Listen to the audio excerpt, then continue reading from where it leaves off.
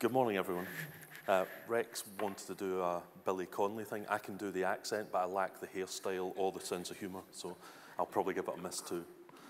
It's great to be here and to be able to see some of the SMI membership face-to-face again after 2 really challenging years, both for you as individuals and for the member companies you represent.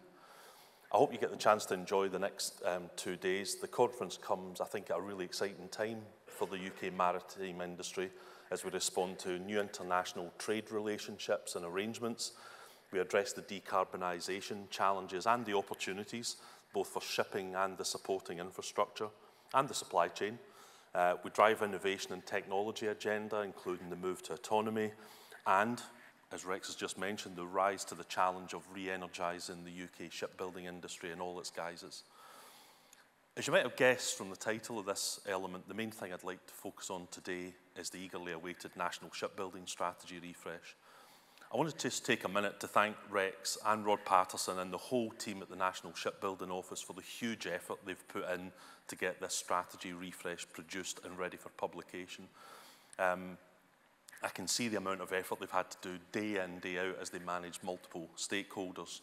And I know you, like me, share the frustration and you just want to get it out there and read it all, but just put yourself in Rex's shoes. He's a bit like Santa Claus.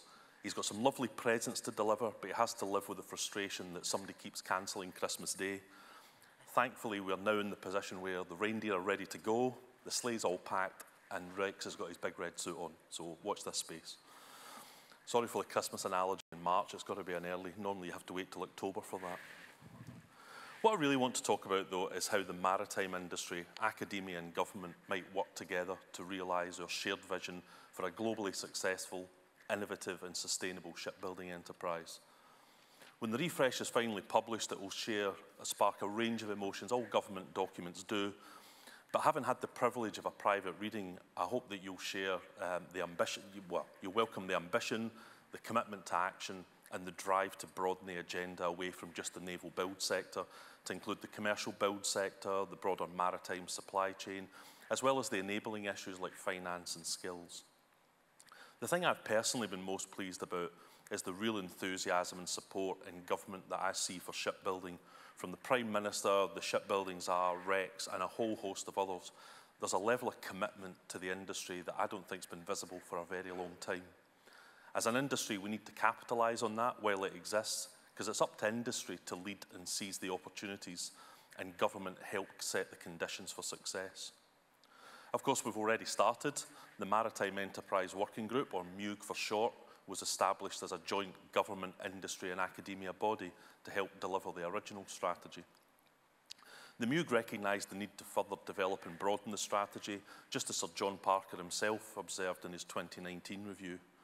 Since then, the MUG, under Peter French's leadership, has initiated a rich picture exercise, and as Rex said, you can see the rich picture out in the foyer. And that distilled a shared vision for the UK shipbuilding enterprise and informed the strategy refresh process itself.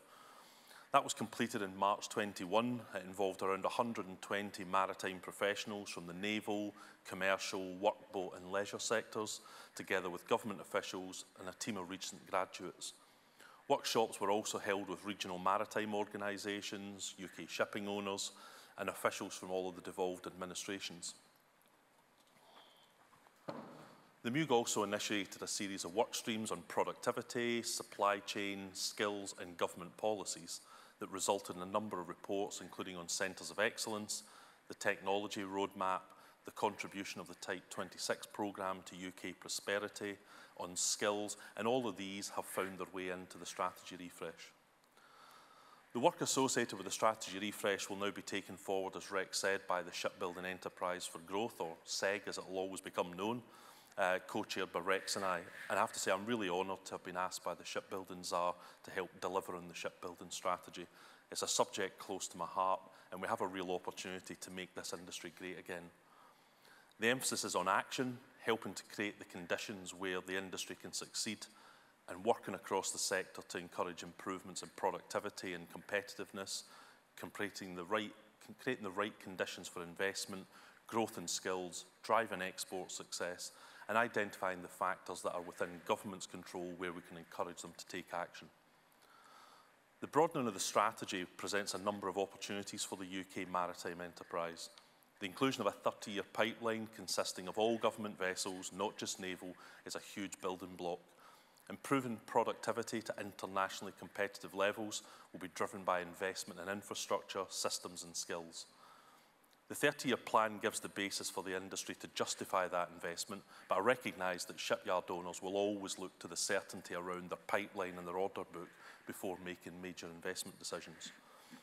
It's too early to tell what procurement strategies will be used by central and devolved governments for these projects, but I do think we'll see a shift away from the traditional value for money considerations into a broader sort of social value construct where the job creation and supply chain sustainment elements will take much greater value.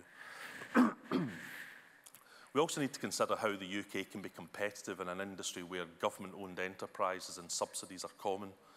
In 2018, the OECD determined that 57 of the world's 177 shipbuilding companies were state-owned, i.e. they were majority owned by a state.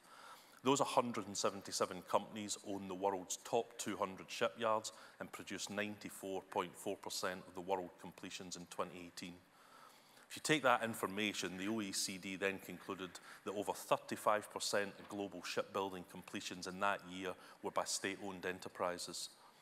In Europe, just under a quarter of shipbuilding companies are state-owned, but many more are state-supported, and that allows them to carry greater levels of commercial and programme risk.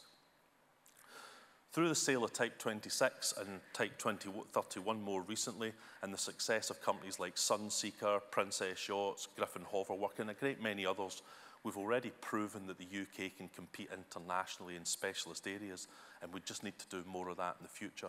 We can win against state-owned enterprises if we play our cards right. The strategy obviously has got a much broader range of initiatives in it. Rex has hinted at some of those, and we'll see more detail in the refresh, including how industry accesses credit and the growing role of technology in the maritime sector. We know that access to credit is a real challenge for some of the smaller shipbuilders in the UK who offer competitive and innovative solutions to customers, but they struggle to find the working capital they need to secure orders. Away from productivity and finance, decarbonisation is a challenge that we hear much more about in this conference. There's still some uncertainty around which technology to adopt and the growing recognition of the need for end-to-end solutions and driving greater collaboration with partnerships across industry, government and academia. As the Chair of Maritime Research and Innovation UK, I'm clear this is an area where the UK can be a world leader, but we need to take action now, and some of the targets you'll see in the strategy refresh will only help that. The industry will definitely need government support if we're to accelerate the huge transition required, and we look forward to hearing about the multi-year Clean Maritime demonstration competition, which was such a great success this year, albeit in a scale that we hope was only just the start of something much bigger. But industry needs to be ready to respond so that we seize the opportunity and are ready to transform and diversify. So, lots of challenges and opportunities both in the UK and globally. Delivering the transformation needed to turn UK shipbuilding into a globally competitive force again, it will take time and it will take effort. The good news, though, is that we're well placed to do this. We've got world-class scientific and technical capabilities, world-class design capabilities, internationally recognised technical universities, some of whom are present here today, and recent investments in naval shipbuilding and a strong set of export programmes, including Poland, as Shipbuilding's are said. We've got a re-emerging commercial sector, strong refit, repair and conversion operations, many successful equipment and systems manufacturers who already export to global customers, and the ability to leverage cross-sector innovation to deal with decarbonisation, digitisation and autonomy. What an exciting time in our history as a maritime nation.